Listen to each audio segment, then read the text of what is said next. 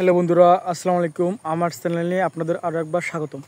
আজকে আপনাদের নিয়ে আসলাম আবারও আমার যে ধুন্দুলের প্রজেক্ট রয়েছে, ধুন্দুলের প্রজেক্টের কী অবস্থা তার আপডেট আপনাদের মাঝে তুলে ধরবো। চলেন ভিডিওটা শুরু করা যাক।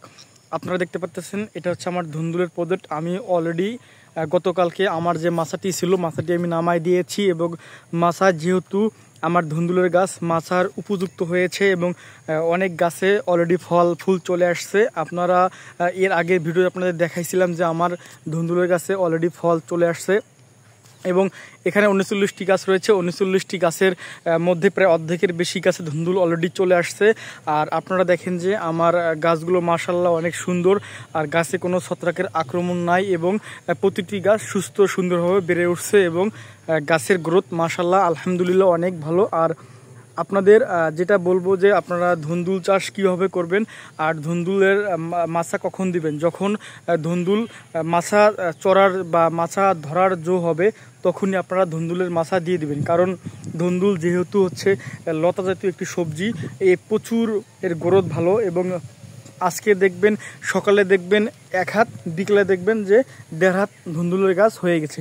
আর ধুন্দুল কিন্তু অনেক লম্বা লম্বা আপনার শাখা পোশাকা ছাড়ে, আর অনেক তাড়াতাড়ি বর্ধনশীল একটি জাত বা গাছ।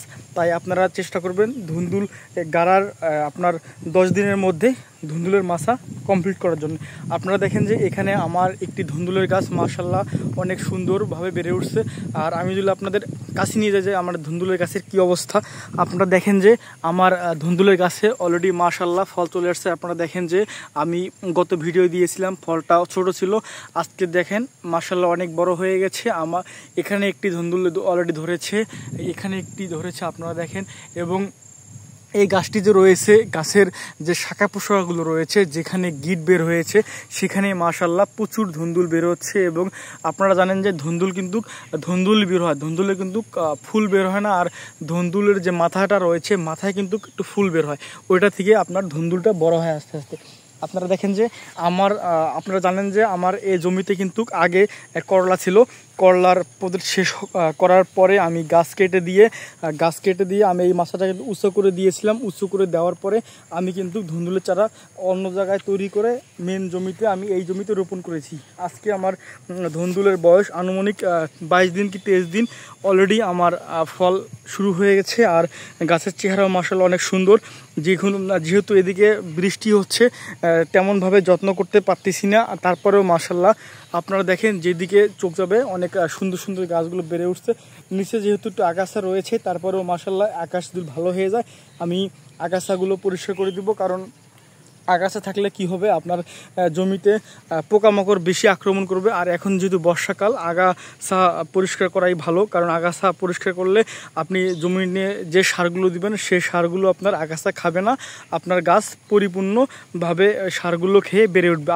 আর একটি কথা, আপনারা অবশ্যই যে আপনার ধুন্দুল গাড়েন বা করলা গাড়েন, যে নিচের যে শাখা প্রশাখাগুলো বের হয় ওই শাখা প্রশাখাগুলো কেটে দিবেন।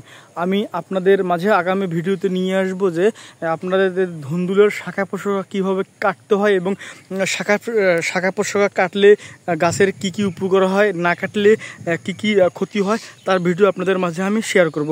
আর আপনারা যারা বর্ষাকালীন প্রজেক্ট করেছেন তাদের আপনাদের প্রজেক্টের কী অবস্থা অবশ্যই কমেন্ট বক্সে জানাই যাবেন। আর এতক্ষণ আমার ভিডিও দেখার জন্য আপনাদের অসংখ্য ধন্যবাদ। আসসালামু আলাইকুম।